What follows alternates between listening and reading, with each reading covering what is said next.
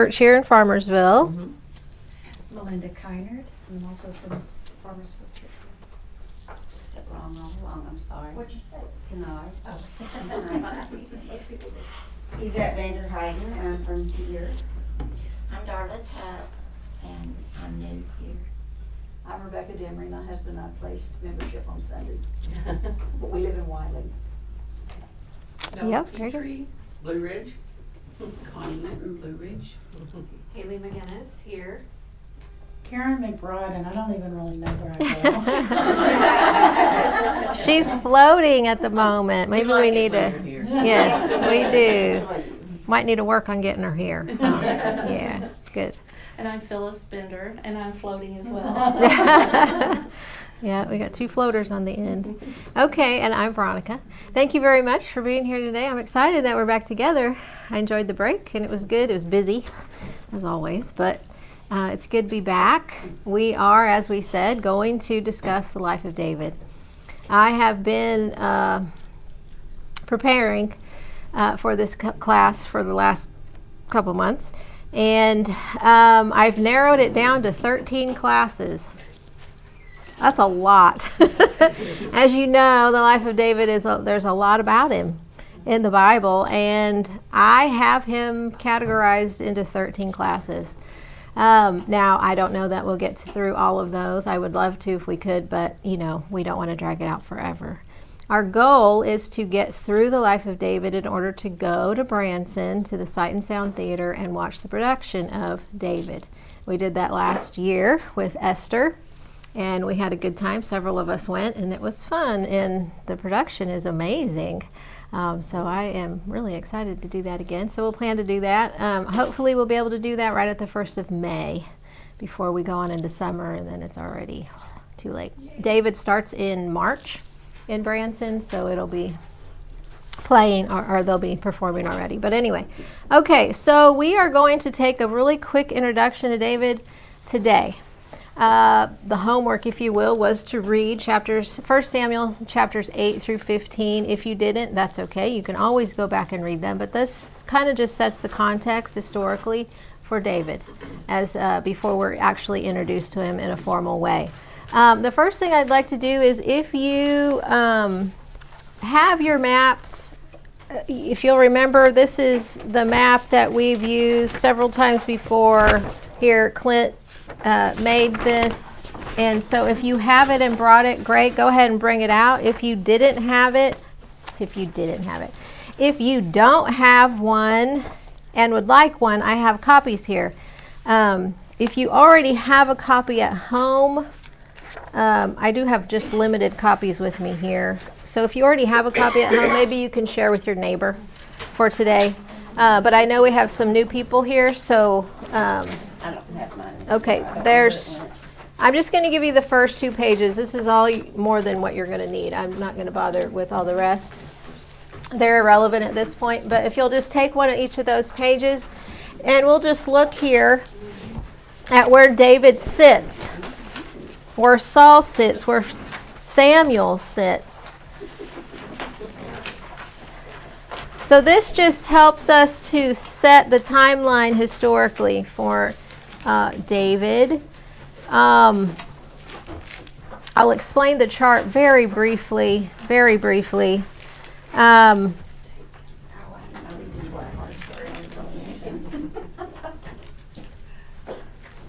At the top, there is, I hope we have enough. Phyllis, if not, you can definitely borrow mine.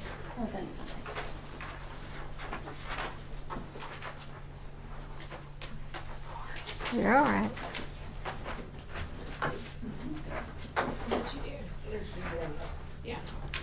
We have enough? Does everybody have one? So we can, I think I have one home, but we can share. I'm just going to look at I can always make more copies, just not today real fast. I can do it later. I'll give these back. You're fine. You can even keep them if you want to. Okay, so there are 2 pages. So the very first page is going to be the one that says Saul, David, and Solomon. And then if you were to take some tape, you could tape the next page to it. they'll line up perfectly. But anyway, I want to explain just a little bit about the chart so you're not looking at it totally in the dark here. But at the very top, you'll notice there are some bubbles, blue bubbles, red bubbles, and there's numbers indicating time. Of course, this is BC time, and BC time always counts backwards. So, but at the top, you have the blue bubbles. These are the books of Samuel, Kings, and then the red bubbles are Chronicles. And those go all the way across. So the books coincide with the dates. And so if you're wondering when in history the chapters of 1 Kings 11 through 13 occur, you're going to see that's in the 800s BC. Right? Okay. And then if you go further down into the chart, you're going to see a divided kingdom. Israel in the north, Judah in the south.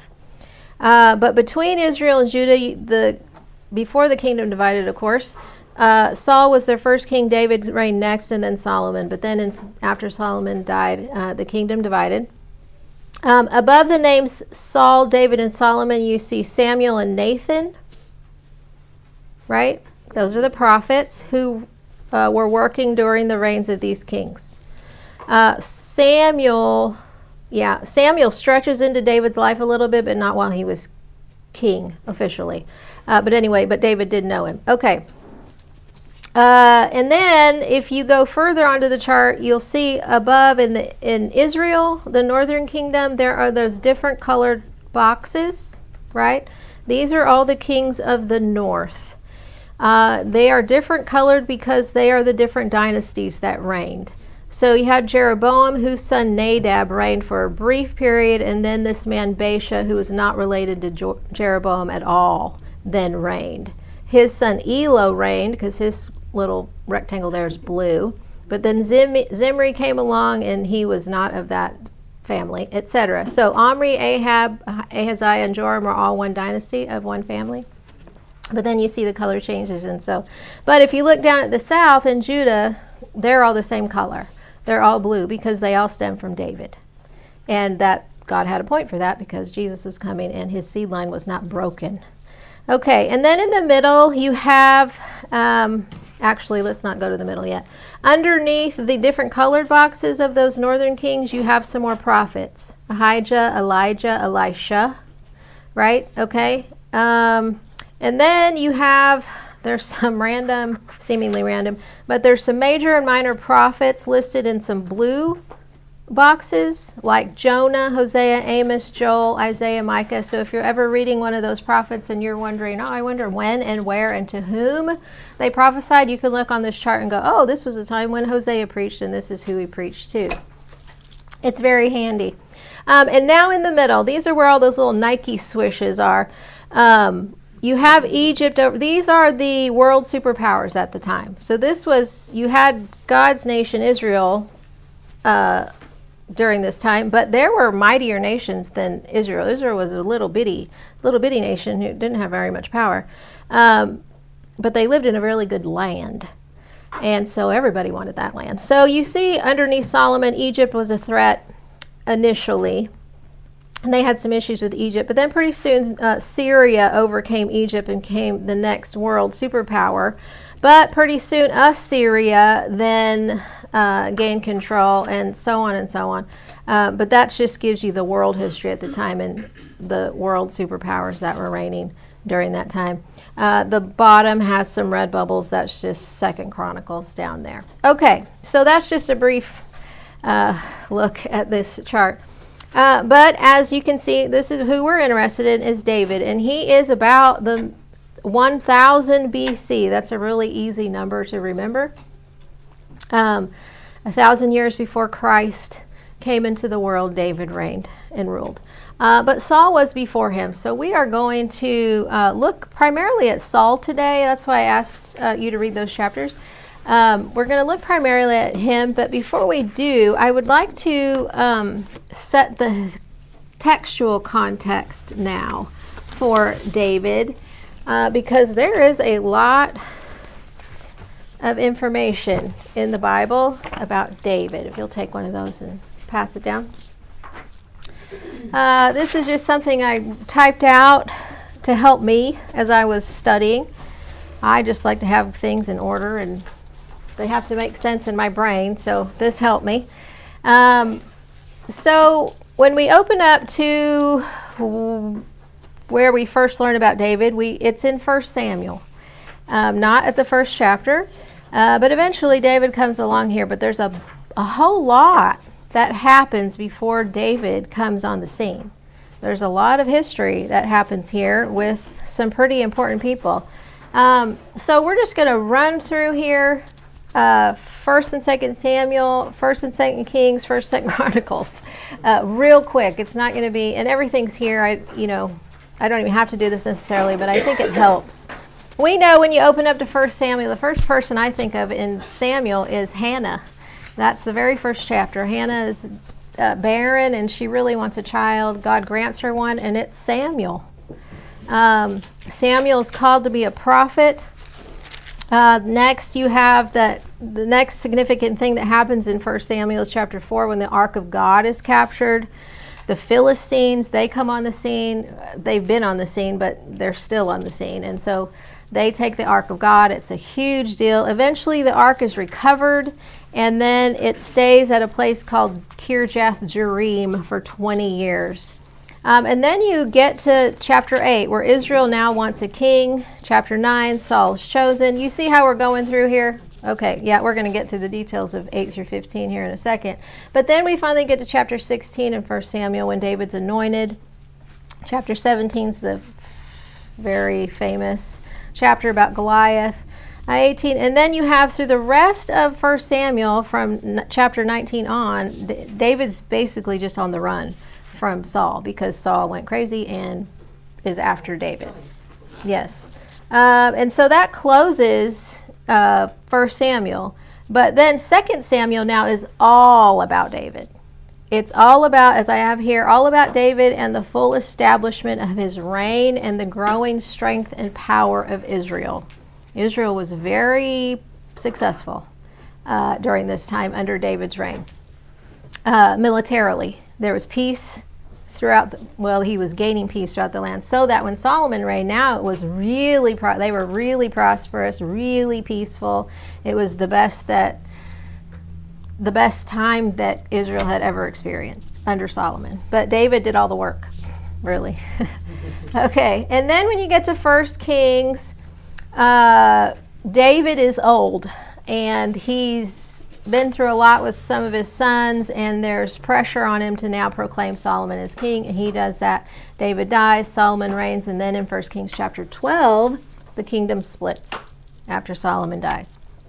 And then when you go into 2 Kings, Israel is now divided, and of course, as the name suggests, this book talks about all of the kings of both kingdoms, the north and the south.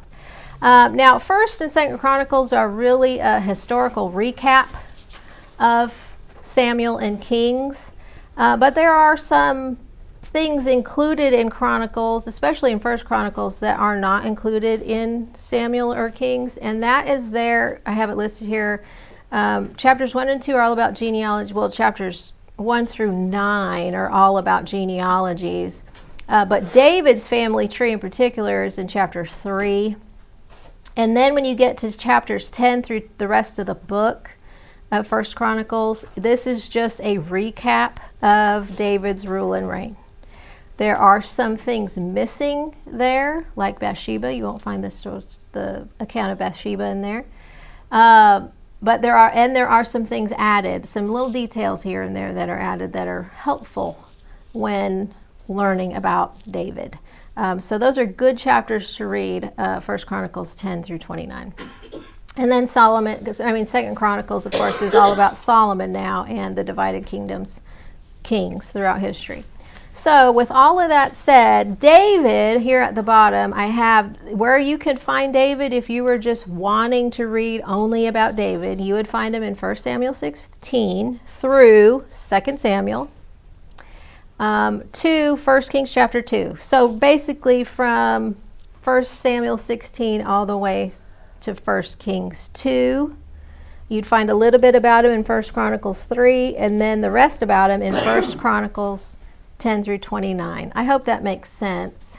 kind of went through it in a flurry, but you can look at that later. Anyway, I just think that's helpful. It's also fun if you're into this kind of thing. I enjoy it, but I love putting cross references in my Bible. And so what I've enjoyed doing over the years is putting the corresponding events of First Chronicles with when they happened in primarily 2 Samuel. So First Chronicles chapter 10, chapter 11, where does that fit in Samuel's books, right? That's fun to do.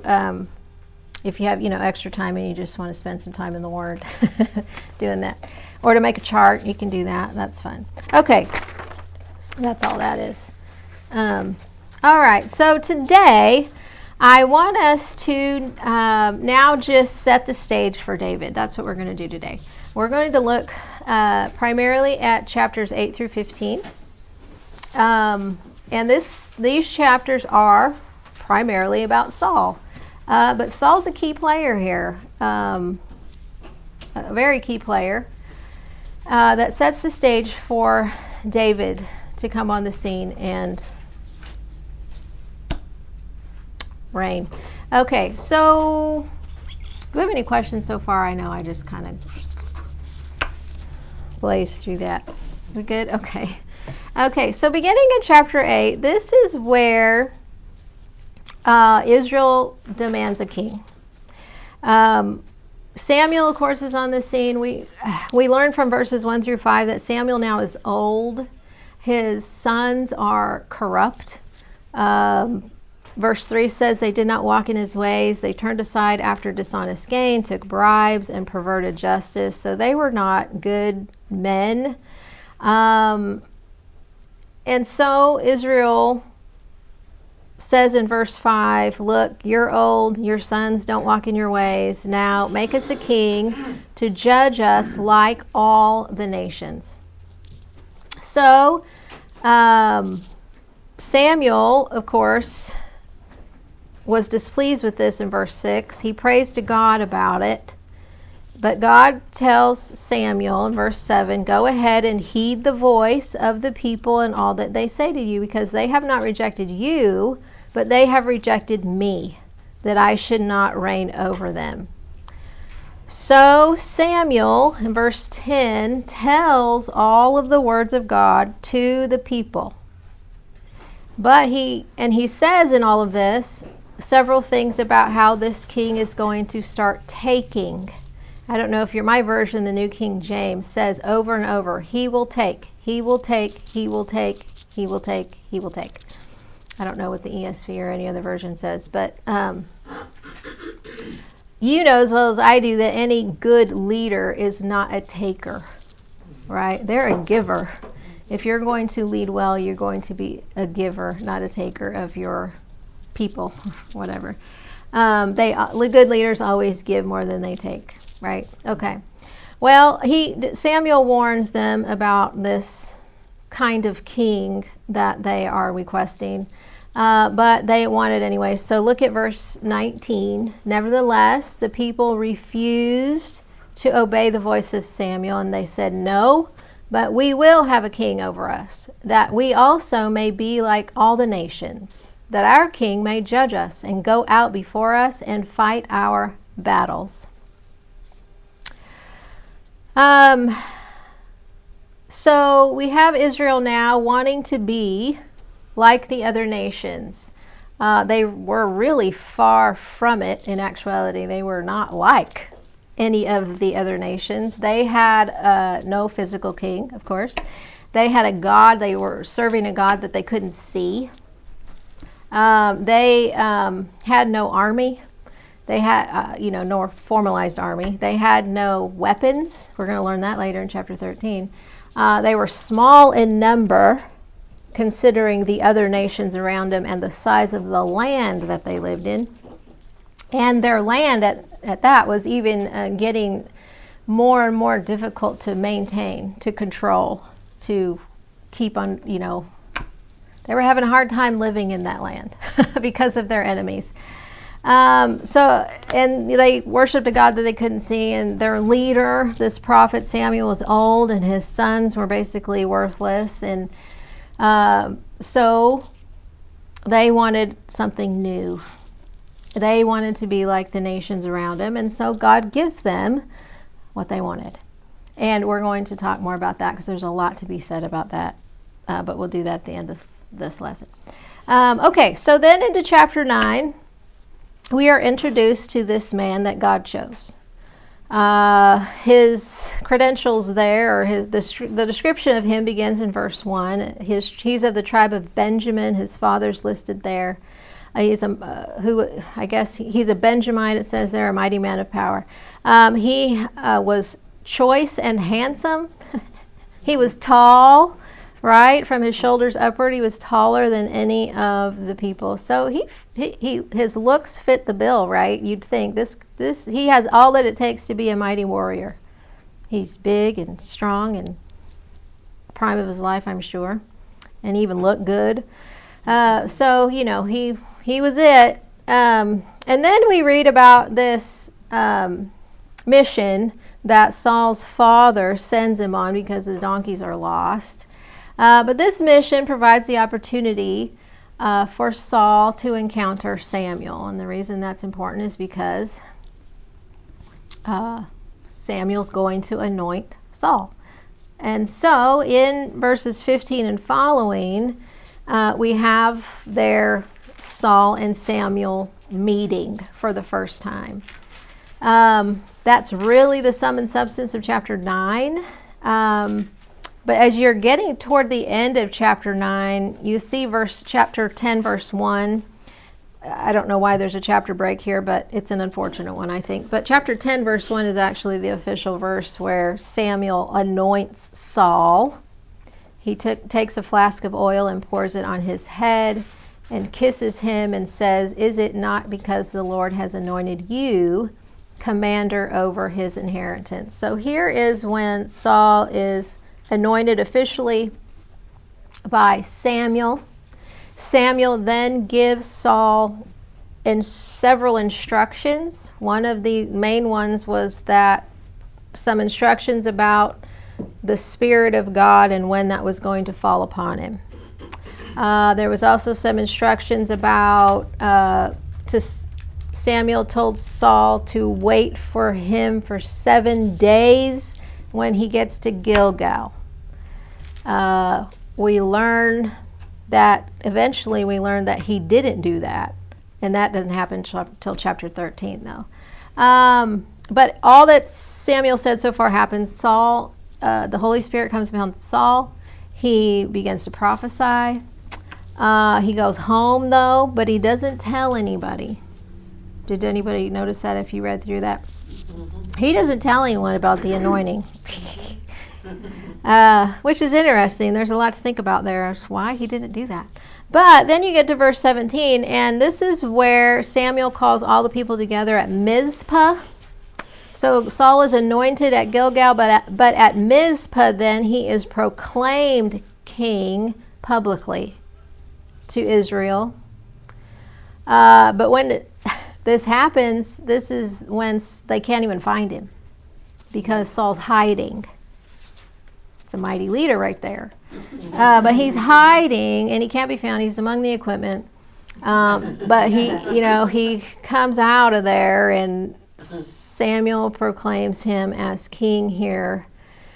And then he goes home, verse 26. What's really interesting though is verse 27. Not everybody was on board. As much as Israel wanted this king, they were a little reluctant with this one. Because first of all, he didn't even come out and show himself, he willfully at first. He had to go be found. And so there were these rebels who were didn't see how this man could save them. So they despised him and they brought him no presents. But Saul held his peace about all that. And then we have chapter 11 when Saul now makes his first has his first victory, I guess. The men of Jabesh Gilead, these are Israelites, are in trouble when Nahash the Ammonite comes up against them. And, you know, Israel has no weapons. They don't have an army. They just have men who go out and fight with whatever they have, tools and whatever. Nahash comes, you know, this is where he says, come make a covenant with us, and Jabesh Gilead says, well, let's make a covenant together. In other words, let's make this agreement so that I can just serve you. You won't annihilate us, but I'll serve you. And so Nahash says, okay, let's make this agreement, but let it be on the terms of me plucking out your right eyes. Well, Jabesh Gilead's like, oh, I don't know about that. Right? So he says, let me send message out to my fellow countrymen and see if anybody will come. So he's trying to buy time here. Why do you think Nahash wanted to pluck out their right eyes? Not even both their eyes, but just their right eyes. Not even their left eye, but their right eyes. Well, I want to say because, and I don't know where I get this. I remember last year, they were left-handed. And I know that probably has nothing to do with it. No. That's the first thing that comes to my Yeah. mind. If you're going to shoot a gun or an arrow, Yeah. which eye do you normally close? We close our left eye so that we can see out our right eyes. Generally speaking, most people do that. Dominant eye. Yeah. There is such a And so we usually, to pluck out their right eyes would So it's close. would make them pretty useless in battle because they couldn't see to shoot arrows or whatever. So maybe that's it. But anyway, so Jabesh Gilead sends out messengers. Saul hears of it, and then Saul summons an army together. This is verses 7 and following. He summons an army. They're numbered there. And so now you have a good chunk of Israelites on Saul's side, and they're victorious here. And then more people come out to join Saul, and now all these extra people who are on Saul's side. So you can see, like, the Saul finally has his first victory, and so now everybody's like, okay, maybe this is going to work out. And so then they're ready to destroy the rebels who are not even, who despised him. But anyway, but Saul says, no, don't worry about them. But Samuel says, we got to go to Gilgal. And at Gilgal, that's where, this is the end of chapter 11. So all the people went to Gilgal, and there they made Saul king before the Lord in Gilgal. And there Saul and all the men of Israel rejoiced greatly. So it was good, finally. Saul made a name, or starting to make a name for himself in a good way. And so now that he has been made king, officially, I guess, more officially, I don't know. Chapter 12. Samuel, in effect here, is passing the baton. He gives a really long speech because we don't have really a whole lot of time to get into the text into Samuel and who he was, but he basically was. He was transitioning Israel from the period of the judges, because that's what occurred chronologically before Saul came on the scene, before Samuel. All of that ugliness in the period of the judges. And so Samuel comes on the scene. So now he's transitioning Israel from a period of the judges to the period of the kings, if that makes sense. Samuel is, what do I have? I have some things written here. That's not important. Anyway, so he does that and establishes Israel's first monarchy here. So he's passing the baton. He gives this really long speech, and it's kind of awkward, and you may be thinking, why did he say all of that? But because of this transition, he really is trying to clear his name. He's publicly making it known. Does anybody have anything against me? Did I ever do anything against you? Say it now, in other words, or otherwise, if not, then I'm guiltless of any charges from here on out. Because, I don't know if you know, but most kings, when they came into power, what did they do with the previous king's family and relatives? Killed him. Because they didn't want an uprising to occur or somebody from that family to come in and then kill the new king and then in order to continue their dynasty, right? And so Samuel, I don't know that he thought that Saul was necessarily going to kill him, but that, this was just a big transition happening here because Samuel was the leader, I guess, of God's people for a really long time. And now there's a new man in town. And so he's really clearing his name here, I guess. Yeah, it was like, because earlier Samuel was even warning them, if you want a king, this is all the things that he's going to want from you. Oh, He's yeah, gonna yeah. He's going to take. So Yeah. I think now he says he's more or less, like you said, clearing his name, saying, all right, I warned you. This was all that was going to happen. Oh. And now you've got it, but don't blame me. Oh, well, I guess. But yeah, maybe. He's clearing so that if Saul were to do something to Samuel unjustly, everybody in Israel would know it. Because he is guiltless. So it's his protection. It is.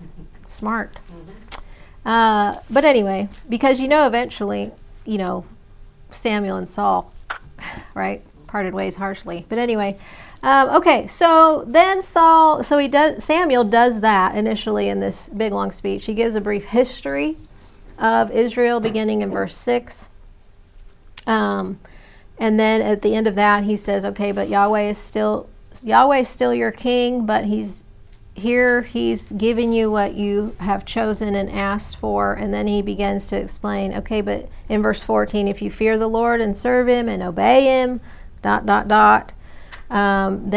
both you and the king who reigns over you will continue following the Lord your God. However, if you don't, then ... So there's a couple of if-then statements there.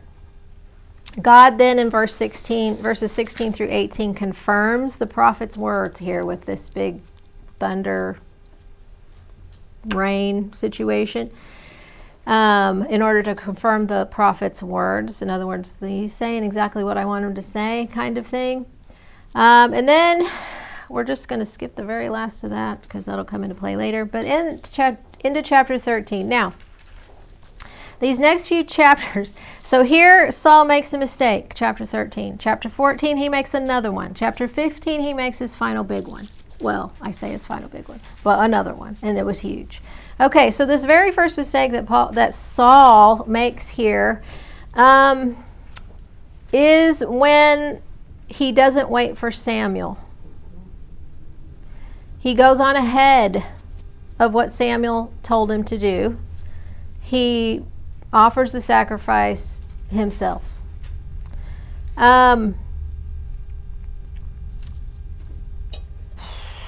Let's see here. What do I want to say about it? But before we get to that, I guess. Well,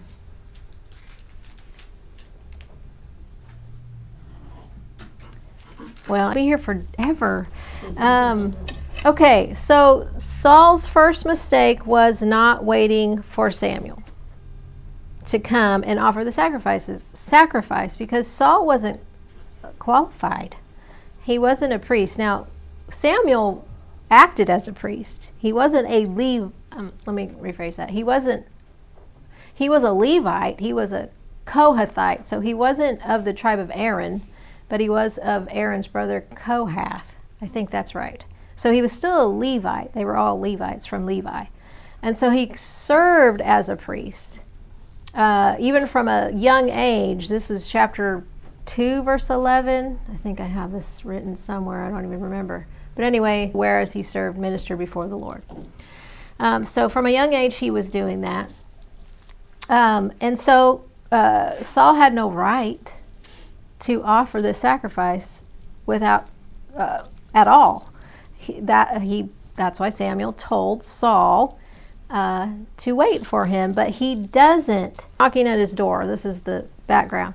And he's scared and nervous, and so he, wants the blessing of the Lord, and so he's just going to go ahead and offer the sacrifice anyway, first, before Samuel gets there. So he gets antsy, and he sacrifices ahead of Samuel's arrival. But then Samuel gets there, and look at verse 11. Samuel says to Saul, "What have you done?" Well, Saul tries to explain himself, and he says at the end of verse 12, "Therefore I felt compelled and offered a burnt offering." What does the ESV say right there at the end of verse? Okay. Verse 13, Samuel says to Saul, "You have done foolishly. You have not kept the commandment of the Lord your God, which he commanded you. For now the Lord would have established your kingdom over Israel forever. But now your kingdom shall not continue. The Lord has sought for himself a man after his own heart, and the Lord commanded you." So here we have our first glimpse at David. The very famous line of, you've probably said it 1,000 times, I've said it 1,000 times. David was a man after God's own heart. This is where it's from. So Saul's first mistake here was acting so hastily here with this sacrifice. Samuel says, "You can't do that. God's taking your kingdom away from you, from your dynasty anyway. He's going to give it to somebody else." All right, so there we have the first glimpse of David. This dynasty change is going to happen.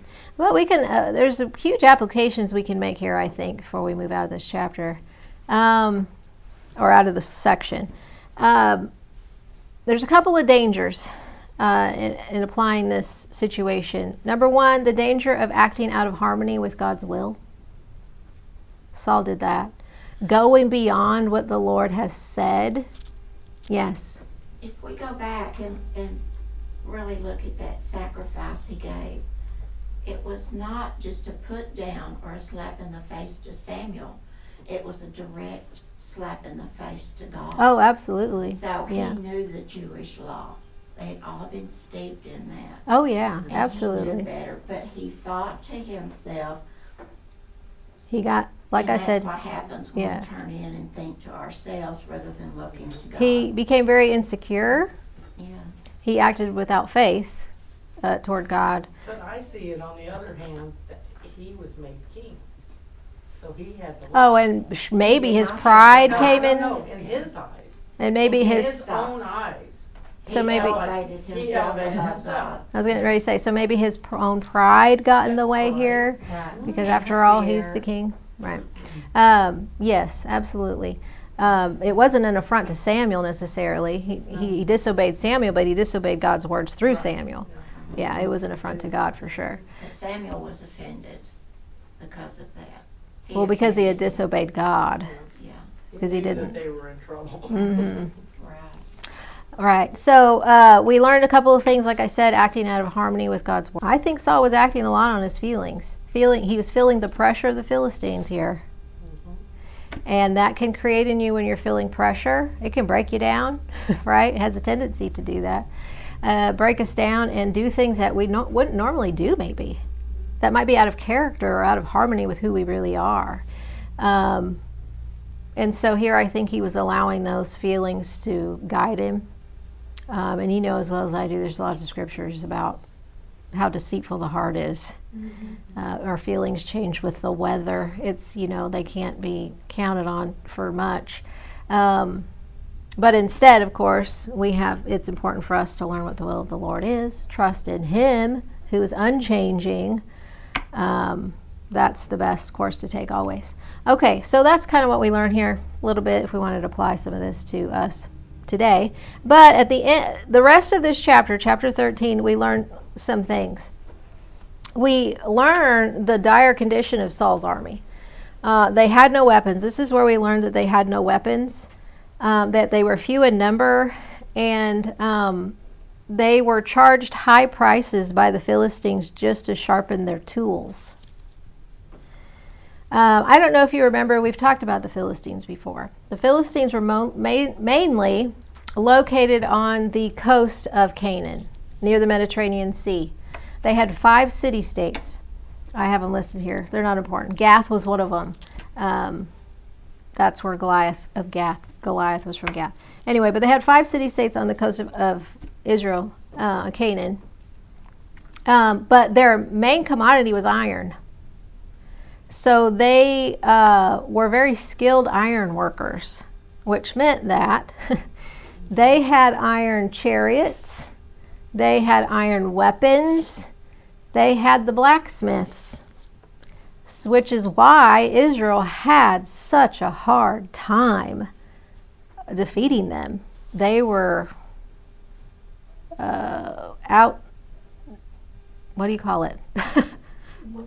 Out weaponized. I don't know. They were just Israel was the one who was underarmed, and so they were really hard to overcome. And then if you've read much through the rest of this book, Saul, that's who he battles the whole rest of his reign, is these Philistines. And I'll say it later, but I'll say it here too. And it's almost like it was just an endless. It's like busy work, just all the time. Until David comes along and finally gains a foothold in there, initially with Goliath, but then eventually during his own reign, he finally stomps on those Philistines for good. But anyway, you have here in chapter 13 Saul's first mistake, when he doesn't wait for Samuel and goes ahead of God's word. Chapter 14, we have his second mistake. Jonathan takes it upon himself. Jonathan, of course, is the son of Saul. He takes it upon himself to grab his armor bearer and go up against some Philistines.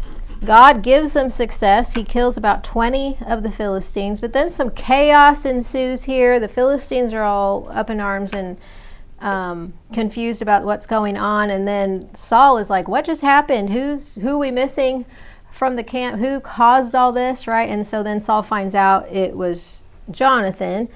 But this initial victory by Jonathan in this chapter then prompts the growth of Saul's army even more. Because now Israelites who still weren't 100% sure about Saul, they start coming out of the woodwork. And they see, oh, okay, Jonathan's won this battle. Saul seems to be on top of things. We'll come out and join. And God gives them a victory here. It says in verse 23 that the Lord saved Israel that day, and then the battle shifted to Beth-aven. This battle shifting, I don't know if it should have occurred if Saul wouldn't have done what he does next. The second mistake that Saul makes is that he places all of his soldiers under an oath to fast. Now, I don't think it takes a genius to know that if you want to have success in fighting battles, you need healthy, strong, well-nourished men to do it. But Saul makes this really hasty oath and puts them all into this fast. And so I think that plays into why this battle didn't end here, but that it shifted over to a different location later. But anyway, Jonathan didn't know anything about this oath. Somehow, I don't know where Jonathan was at this time, but he wasn't there. He didn't know anything about it. So he eats some honey, right? Saul becomes absolutely furious. And he was so prideful that he sentences his own son to death. But who pleads on behalf of Jonathan? I don't think it's Samuel. It's Israel. The people of Israel, his army, his own men, Saul's own men, plead on behalf of Jonathan and say, okay, this is just foolish.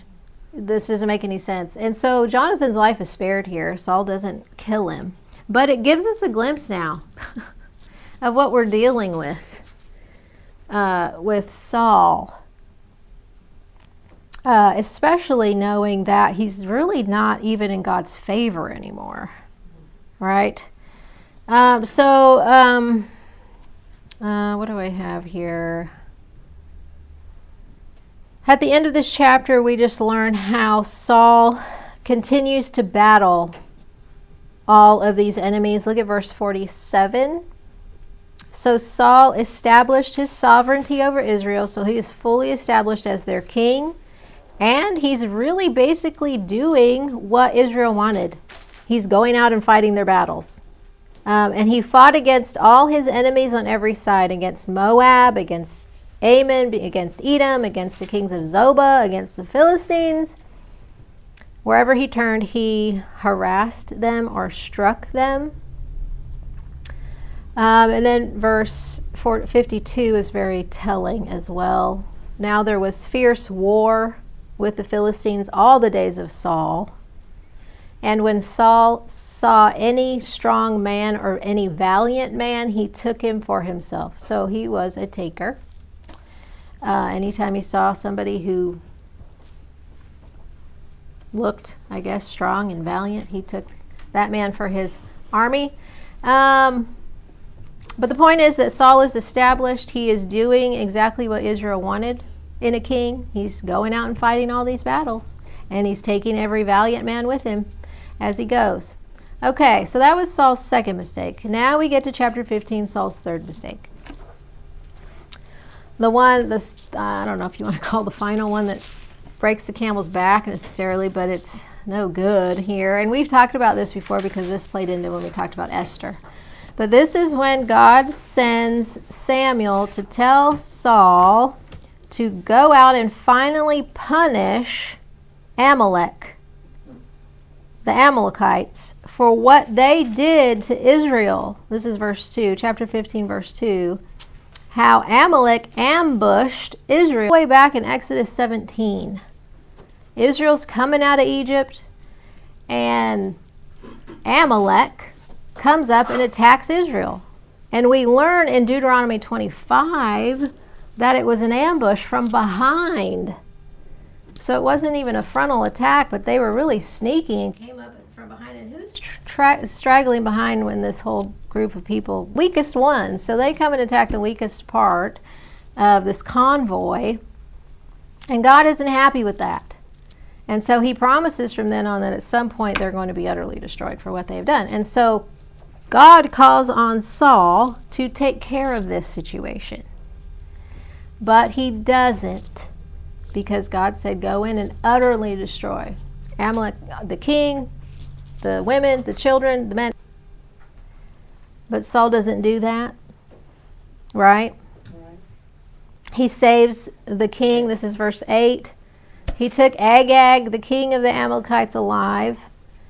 He did utterly destroy the people with the edge of the sword, but he spared the best of the sheep, the oxen, the fatlings, the lambs, and all that was good. And they were unwilling to. Okay, well, that's not what God said, right? So Samuel sent to call him on it. And Samuel goes to Saul, calls him on it. Saul, of course, blames the people. And the result really is in verse 28. The Lord has torn the kingdom of Israel from you today, and has given it to a neighbor of yours who is better than you. So here's our second little glimpse at David. He is a neighbor of yours who is better than you, God says. So Samuel then, as this chapter closes, Samuel then does what the king should have done. So now you have the prophet taking over a responsibility that really wasn't his anymore. Now, it would have been his prior to any king, because he was serving as this last kind of judge, leader, prophet of judge, leader of Israel. So that would have been his responsibility, but it wasn't now.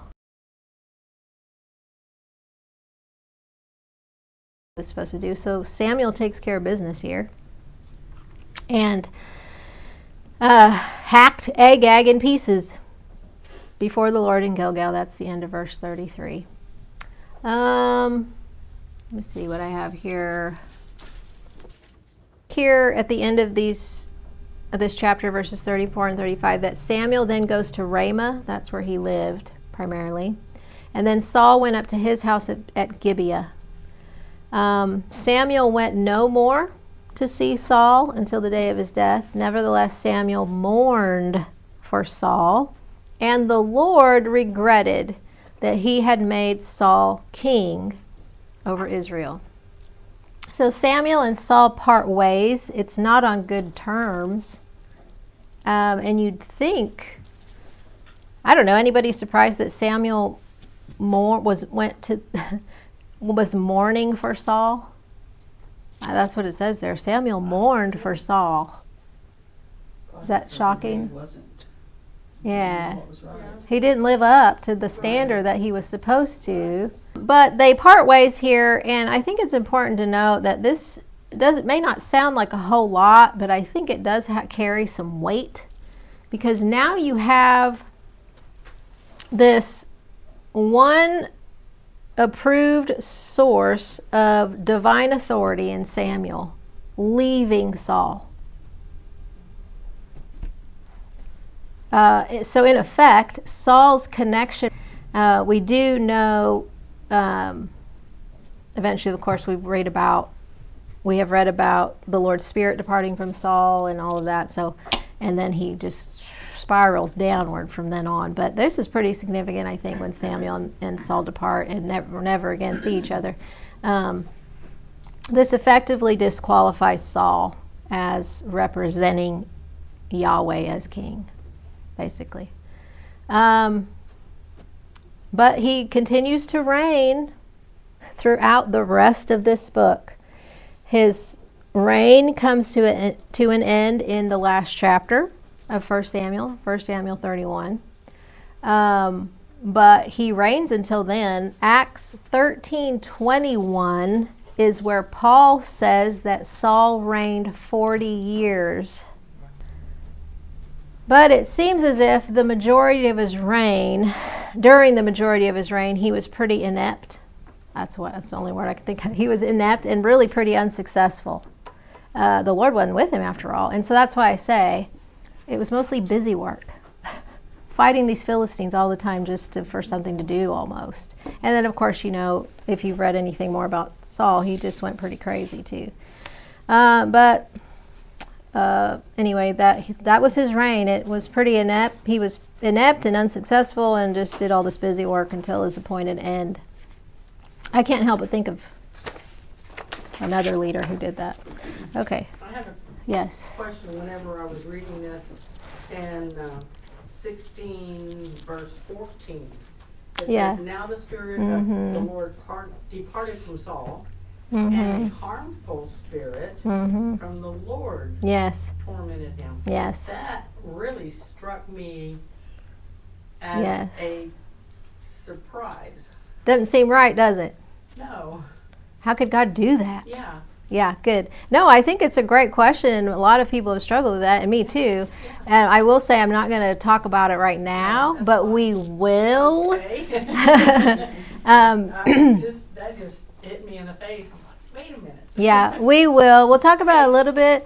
I'm still studying it too. I have some ideas, but I'm still working my way through that too. But we will. Saying that, I kind of find this, at the beginning of chapter, or the middle of chapter 13, it says, God doesn't change his mind. He's not a man who changes his mind, and yet he regretted.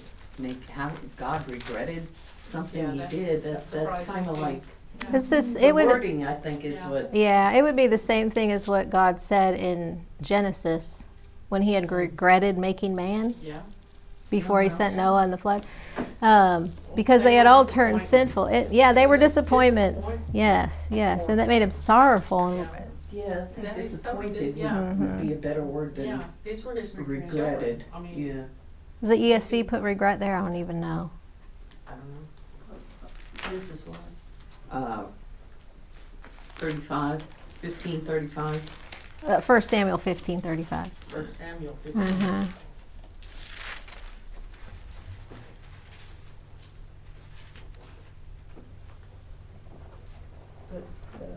And the Lord regretted Yeah. that he had made Saul king over Israel. What does chapter 15, verse 11 say? 15 what? 11 in the ESV. Oh, mine's not ESV. I regret that I have made Saul king. Yeah. Mine says, Well, mine is the easy to read version. Uh-huh. I don't know if you accept that or not, but it says that the Lord was very sorry. Yeah.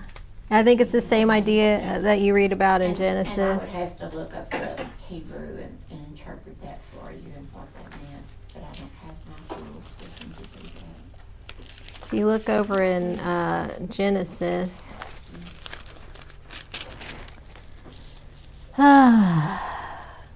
chapter 6, verse 5, the Lord saw that the wickedness of man was great in the earth, and that every intent of the thoughts of his heart was evil continually, and the Lord was sorry that he had made man on the earth, and he was grieved in his heart. So the Lord said, I will destroy, etc., etc., etc. So I think it's the same idea there as that. I don't think God was sorry Veronica. overall for his So I plan. have Study Bible on ESV. Uh-huh. Go And ahead. Down here it Yeah. says, the Lord regrets a decision. This means that God feels genuine sorrow in contemplating Saul's sin, but it does not mean that God thinks his decision or divine regret. That's what I was getting ready to say about Genesis. He didn't regret him making man. This is all part of God's plan. But he's sorrowful that in making man they chose They chose evil. And so same thing with Saul. So It wasn't regretted sorry. is a word that it's just, it depends on the interpretation. Yeah, I know, and it may not be the actual word in the Hebrew may not be our modern definition when we think of regret. We always think of that as a bad thing, like we regret, right, doing something, for whatever reason. But anyway, You know, the military always, when they come to a family, they go, we regret to inform you. oh That yes, doesn't mean that Sadness. it's just because they're sorry they Right. have to do it. yeah, that's a good way. Yeah, that's a good way to use the English word. Yep, which is, I suppose, why that's translated. The Hebrew word's translated that way, in that vein. Okay, before we leave, this is maybe real quick. We don't even have to do it. I know it's been an hour, but I think it's important. I almost was going to assign this as homework, but we'll talk through it. There is something very interesting, even along the lines of what we've already talked about God regretting this. A point of interest here is reconciling 1 Samuel 8, when Israel demands a king, with Deuteronomy, that God already knew they were going to want a king.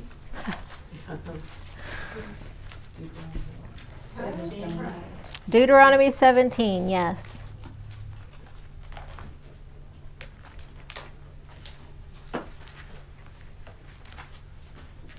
So in Deuteronomy 17, beginning in verse 14, God is talking here and he says, when you come to the land which the Lord your God is giving you, and you possess it and you dwell in it, and you say, I will set a king over me like all the nations that are around me.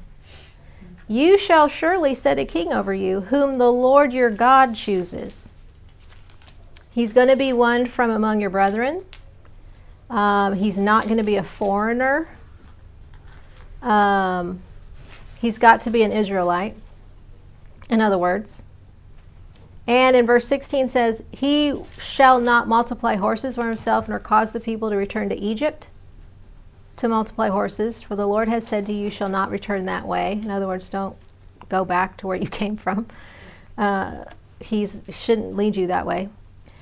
And look at verse 18. Also it shall be when he sits on the throne of his kingdom, that he shall write for himself a copy of this law in a book from the one before the priests, the Levites, and it shall be with him, and he shall read it all the days of his life, that he may learn to fear the Lord his God, and be careful to observe all the words of this law and these statutes, that his heart may not be lifted above his brethren, and that he may not turn aside from the commandment to the right hand or to the left, and that he may prolong his days in his kingdom, he and his children, in the midst of Israel. I've heard a lot of people say how, when you read 1 Samuel 8, that God was totally against Israel having a king. Well, how do you reconcile that with Deuteronomy 17, where he's fully aware that, and okay with seemingly, that they're going to have that they're going to want a king and they're going to set up one? Because after all, God is giving directives here, right? For when they do it. He's got to be an Israelite. He can't be a foreigner. He's got to yada yada.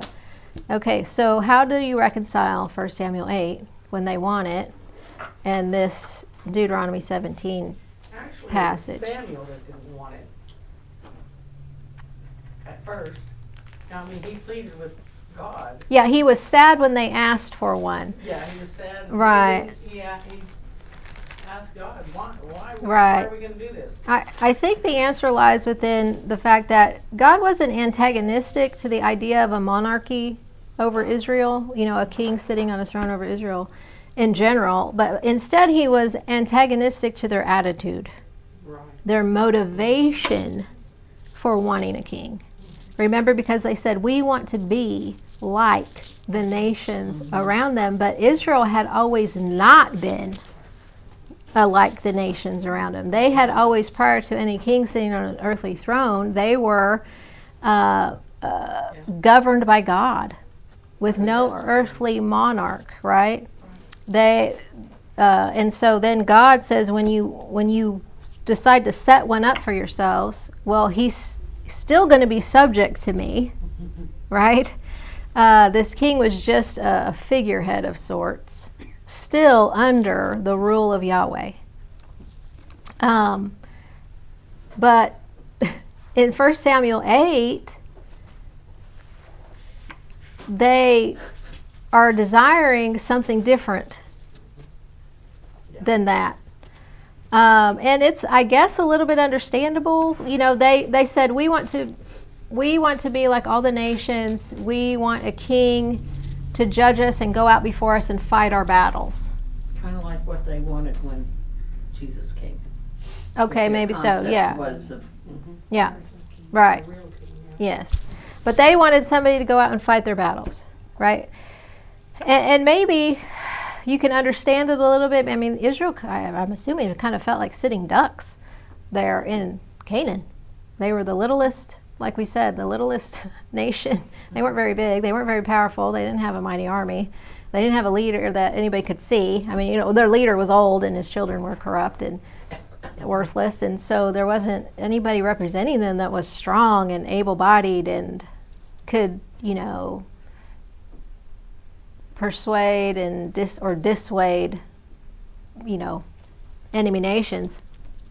And so maybe, but also at the same time that they were forgetting, I think this is the big part, they were forgetting who fought their battles for them, really.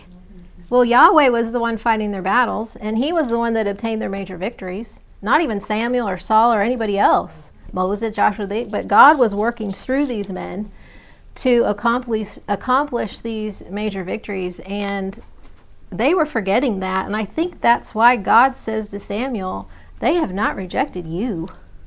They've rejected me. They have forgotten who fights their battles. And so God gives them a man who looks the part of a mighty warrior who can lead Israel to victory among her enemies. Not Samuel, he's old, remember? Not the prophet. But anyway, but of course he's a failure, Saul. He turns into an utter failure, which I think further highlights what God says when he chooses David, when he anoints David. He knew his heart. Yeah, I don't see as man sees. Right. I look at the heart, right? So I think that's really important, something to consider here. So God knew all along that eventually Israel was going to want a king. And so that was, I don't think that was the thing that bothered him in 1 Samuel 8, but it was their motivation behind it. They were looking for something totally different than what God had already desired for them. He was okay with them having a king, but under these parameters here, right? But they weren't thinking that way. They were thinking just worldly about it. They just wanted to be like what they saw around them. So there are some important lessons to be learned here, right? If we want to make some more application about this kind of thing, be careful what you desire. It may not be for your good. And then, of course, remember who fights your battles. We also serve a king that we cannot see, but according to 2 Corinthians 5:7, we walk by faith and not by sight, right? We also live in a land that is increasingly antagonistic to holiness. Jesus said in Luke 6:22, "You're blessed though when the world hates you." They hated me first, so it's not any surprise that they're going to hate you, but it's okay, that's good. That's a good thing. And we too are few in number when you think about it. God's kingdom is few in number today compared to the population of the world. But Jesus also said in Matthew 7, narrow is the gate and few are going to enter it. But we also know that our King is very real. He's very present. And so we put on his armor. That's what Ephesians 6 is all about. Put on the whole armor of God, and all of those are delineated there. And so we put on his armor. We battle on, we fight the good fight of faith, and we take trust and confidence and hope in our King because he's faithful, he's just, he's righteous, and we battle on in his cause. We really don't want to forget that. 15 minutes over. Okay. The homework for next week will be to read 1 Samuel 16. As we proceed through the life of David, I've delineated these various sections of David in. So chapter 16 is going to be David in the field. You'll maybe understand why I chose that as a title. Chapter 17 would be David in the valley, because that's where he fights Goliath. Chapter 18, so it's all David in, David in, David in. So that's how I decided to go with this, to break up his life into these chunks. But anyway, so next week, David in the field, 1 Samuel 16. Anything else from anybody? When we were going to church camp years ago, my maiden name was Smith, Mm-hmm. and one of the preachers would always tell my dad, you know, there's no Smiths in the land of Canaan. Oh, blacksmiths. And he'd That's always tell cute. me, there's no Smith, there's not any Yeah, Smiths. it's funny. Thank you very much for being here today. 1, 2, 3, 4, 5, 6, 7, 8, 9, 10. And I know 2 were gone. It's 11, 12, 11. That's a lot. Anyway. Susan, Penny. whoever, Diane maybe. Oh, I don't know. I didn't talk to her about it specifically. Does she work? Kim, what's going on with her? I don't know. Sometimes she subs. I don't know. Maybe she was subbing today or. I don't have to see her very much. Yeah. She used to drive by a lot, but I don't see her very much. She has a lot going on with her parents. Yeah, that too, I guess. All right, anything else? Thank you very much for being here. We will close with a prayer like we usually do. Would somebody like to? I know I can always count on Haley. Okay. Our dear Heavenly Father, you are our great I am. We are so appreciative of the ability to come in and dig into your word and learn more about David. We pray that we can take some application from this and apply it to our own lives and our own studies. We are abundantly grateful for Veronica and the many gifts that you've given her, in particular her heart and her willingness to come in and teach us, and be blessed to be with the many women in this class. And I pray so much that you watch over them this week and bring them back to our next class next week. It's in your son's holy name we pray. Amen. Amen. Thank you, Haley. Well, thank you, Veronica. Mhm. You know, this all started when Veronica, I'll tell the story real quick. Veronica used to counsel me all the time. We always had classes, whether it was text or in person or whatever. And there was another young lady who came in and And I know Veronica was trying to meet with her and everything. I said, well, why don't we, I don't remember who said it, but why don't we, the three of us just get together? And then all of a sudden, here we are. Well, I'm Totally so blessed. impressed with your organization and ability Oh, to pull it all together and put it on Lots of paper. work. Yeah, and Lots of work. lots of work. well, Yeah. thank you, Darla. And then tie in the New Testament applications with that as well. Thank you so much for sharing that. Yeah, and coming and teaching, that's just amazing. He's a treasure.